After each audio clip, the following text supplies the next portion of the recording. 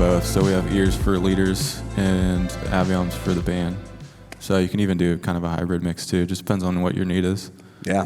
And it's not even like a church exclusive thing. Like there are plenty of like pro tours where you see Avion type stuff. It's like someone just prefers it. Yeah, or they just have like an X32 on stage, no engineer, and everyone has an iPad for like mainstream bands. Yeah. It's like, all right. And Yanni has the console behind him. He has like the 2 keyboard. You remember Yanni? He has his own monitor desk behind him.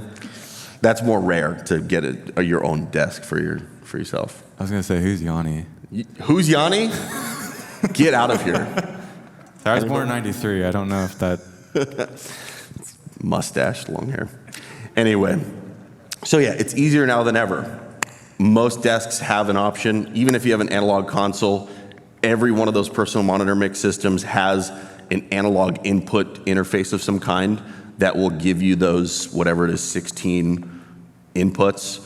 And you can use that as a combination of direct outputs, mix buses. You know, if you don't want to take 8 channels away from the board or a little mixer just for drums, you put them into a bus, room mics, direct outs for certain things. So those are super easy. Getting your own like separate desk is almost just as easy.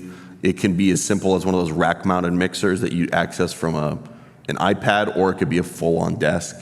And yeah, I implore you, check it out. Again, it's just a soundboard. It's all the same thing. They all do the same thing. They get complicated with many knobs and many kind of features and routing features, which are very helpful at monitors. We might touch on that later.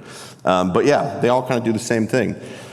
But kind of, I think I've said this in a different way, but I don't know if it was Luke or Blake or Chris who said this yesterday. It was like put beautifully.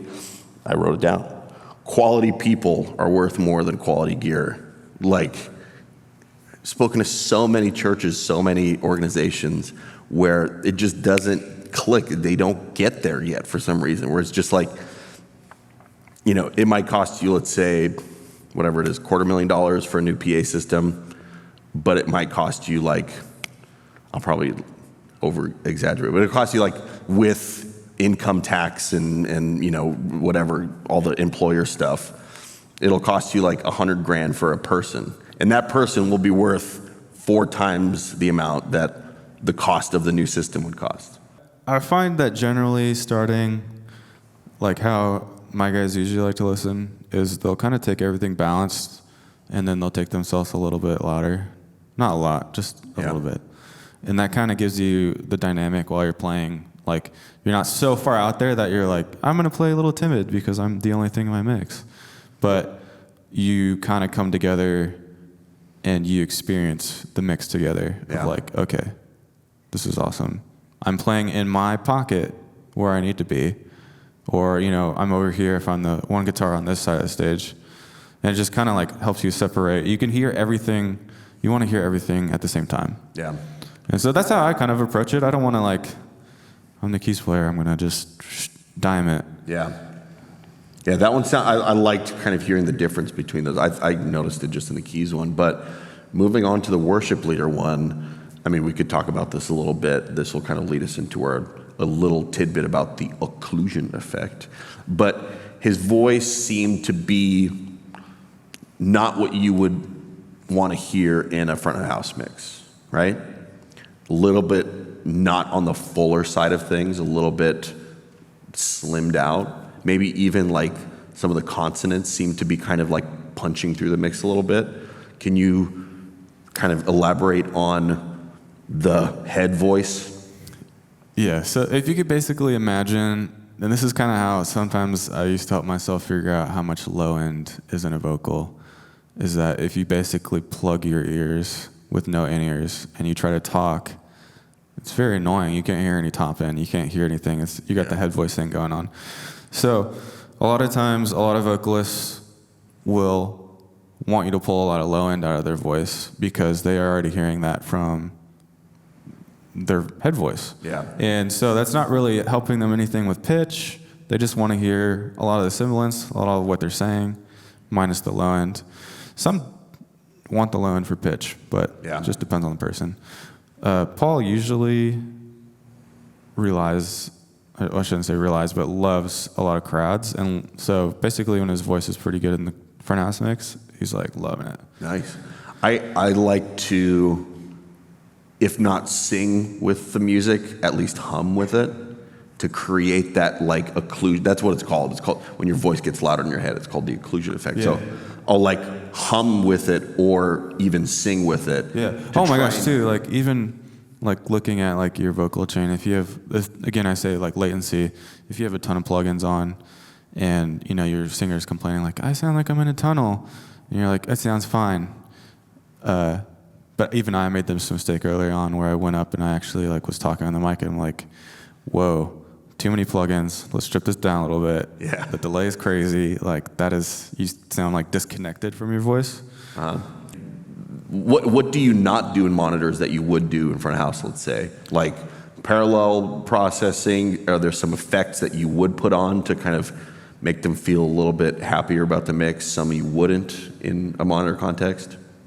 Yeah, I mean, essentially, we're taking the input channel, doing a few things on it with an insert, and then sending it back out. So I don't really have any of the cool coloration of routing everything through groups or having, you know, what I normally have is, you know, drum dry, drum smash, kick, snare, bus.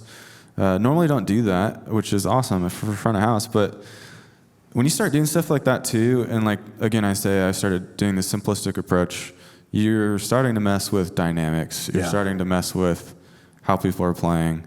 Once I start putting like parallel compression on somebody's monitor mix, then, you know, Chris is going to be mad at me. Like, why is the drummer playing like that? Show back up. Like, I don't know. I don't know. What's going on? I didn't do anything.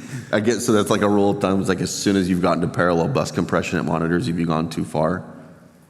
I don't know. I mean, if it sounds cool and they like it, try it. But generally, it's usually out of phase and crazy. And they normally don't like it. It's kind of the same thing, too, like when your drummer is like, hey, can you loosen up the gates? And as a sound guy, you're just like, play harder.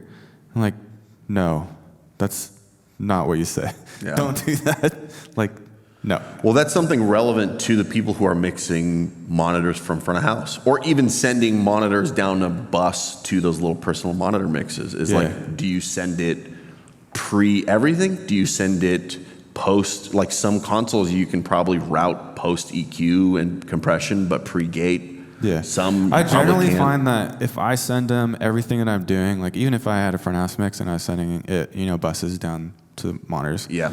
Generally, what I'm going to send is going to be better than nothing. Yeah. Or just flat, whatever they're getting. But there are kind of things that you have to, like, when you're doing monitors from front of house, yeah, you can't run the gates as hard. There's certain things that you are going to have to adjust. Yeah. And sometimes it's like a little too compressed, or, you know, there's just kind of some little things that you have to do. But generally, I mean, that kind of also ties into like what's great about having monitors separate is because you can literally do whatever you want. Yeah. And it can be awesome.